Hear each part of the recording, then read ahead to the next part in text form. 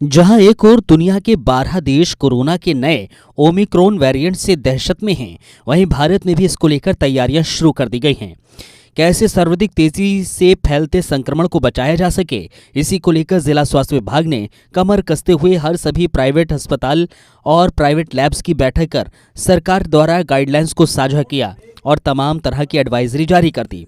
इस मामले में जिले के चीफ मेडिकल अधिकारी की माने तो सभी 12 रिस्की देशों से आने वाले विदेशी और एनआरआई भारतीयों पर निगरानी रखने के निर्देश जारी किए गए हैं। इस पूरे मामले में चीफ मेडिकल अधिकारी के माने तो गुरुग्राम इंटरनेशनल मेडिकल हब के तौर पर जाना जाता है, लिहाजा सभी प्राइवेट अस्पतालों को एडवाइजरी जारी कर दी गई है। सभी रिस्की 12 देशों से आने वाले मरीजों और उनके परिजनों पर सख्त निगरानी रखी जा रही है। उनको आइसोलेट करने से लेकर टेस्टिंग तक सुनिश्चित करने के निर्देश निजी अस्पतालों को जारी कर दिए गए हैं।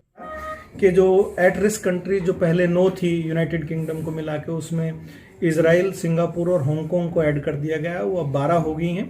और ये वो जो रिस्क कंट्रीज हैं, इनके सभी जो ट्रैवलर्स जो आएंगे उनकी टेस्टिंग जो है वो एयरपोर्ट पर कंपलसरी है और उसके बाद उनको होम आइसोलेशन में रहना होगा अगले 14 डेज के लिए। और इसके अलावा जो इंटरनेशनल ट्रैवलर हैं जो इन 12 कंट्रीज के अलावा आएंगे, उनके भी 5% जो ट्रैवलर्स हैं उनको भी रैंडम RT-PCR सैंपलिंग की जाएगी। इसके अलावा यदि कोई पॉजिटिव आता है तो उसकी रिपीट टेस्ट के साथ साथ न केवल होम आइसोलेशन या होम क्वारंटाइन रहेगा, फैसिलिटी आइसोलेशन के अलावा उसकी जीनोम सीक्वेंसिंग के लिए भी सैंपल लिया जाएगा और अकॉर्डिंगली जो है मैनेजमेंट की जाएगी एज पर गाइडलाइंस, जिसमें आपको फैसिलिटी आइसोलेशन भी करना पड़ सकता है। आज आपने बैठक की है सर प्राइवेट हॉस्पिटल्स के साथ और लैब?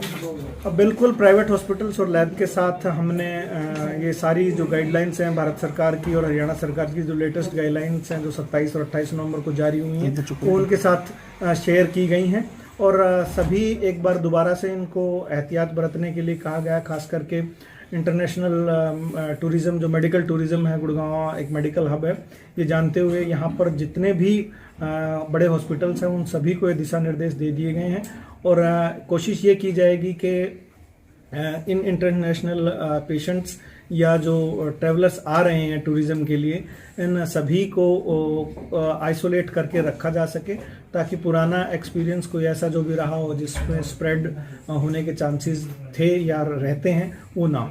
अभी तक कोई पेशेंट गुरुग्राम में दर्ज किया गया हो या कोई पेशेंट ऐसा आया हो? अभी तक कोई इंटरनेशनल इन रिस्क कंट्रीज से, जो 12 रिस्क कंट्रीज से हैं, अभी तक कोई केस ओमिक्रॉन से रिलेटेड दर्ज नहीं है। एयरपोर्ट पे कैसे निगरानी रखेंगे? एयरपोर्ट से रिलेटेड वो भारत सरकार के उसमें है दिशा निर्देश में।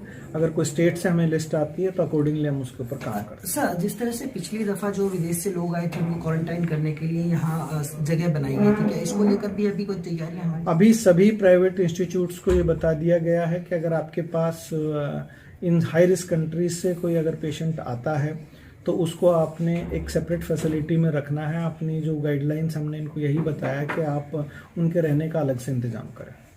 वायरस है सर, कुछ पता लग पाया हो कैसे इससे बचाव किया जाए? नहीं, वायरस इट्स म्यूटेशन है कोविड में या किसी भी वायरल केसेस में जो भी वायरस है उसमें म्यूटेशन पॉसिबल है और इसकी जीनोम सीक्वेंसिंग से ही पता लगाया जा सकता है। जो सस्पेक्टेड केस होंगे उनकी जीनोम सीक्वेंसिंग भेजी जाएगी। संभवतः वर्लुएंस की तो बात नहीं कर सकता, शायद इसका स्प्रेड जो है वो ज़्यादा है। अभी मोर्टेलिटी या मॉर्बिडिटी तो अभी कोई ऐसी रिपोर्ट हुई नहीं है इंटरनेशनली भी, और अभी तक तो मैं गुड़गांव क्या कहूँ, शायद भारतवर्ष में भी कोई केस अभी तक रिपोर्ट या दर्ज नहीं हुआ। शुरुआती जानकारी में ये भी आया था कि वैक्सीन को भी बाईपास कर सकता है ये वायरस। नहीं, ये बहुत अर्ली बातें होंगी ये कहना कि वैक्सीन को बाईपास कर सकता है। और जैसा भी जो गाइडलाइंस भी हैं उसमें भी ये बहुत क्लियर बात है। जो फुल्ली वैक्सीनेटेड लोग हैं उनको तो सिर्फ हमने सेल्फ मॉनिटरिंग में ही रखना है। सो अभी तक WHO ने या ICMR ने ऐसा कोई वो नहीं कहा, बल्कि रादर ICMR ने ये दिशा निर्देश भी कहे कि नीड नॉट पैनिक, अभी कोई ऐसी चिंताजनक बात नहीं है। और अभी तक भी गुड़गांव में कहूँ या प्रदेश में कहूँ तो अभी केसेस का कोई सिग्निफिकेंट सर्च देखने को नहीं मिला है। फिर भी हमने जो टेस्टिंग है ना केवल गुड़गांव में 3000 से भी ज़्यादा कर रखी है, 3500 से भी ज़्यादा करी, बल्कि ओवरऑल प्रदेश की टेस्टिंग भी 40,000 से ज़्यादा कर दी है, जो पहले तकरीबन 30,000 से। वहीं वीरेंद्र यादव की माने तो भारत में मौजूदा वक्त में ओमिक्रॉन का एक भी केस दर्ज नहीं हुआ है, इसलिए ज़्यादा पैनिक होने की ज़रूरत नहीं है। बस सावधानी और सतर्कता बरतने की ज़रूरत है, जिससे इस खतरनाक बीमारी से बचा जा सके। गुरुग्राम से अंजलि चौधरी की रिपोर्ट।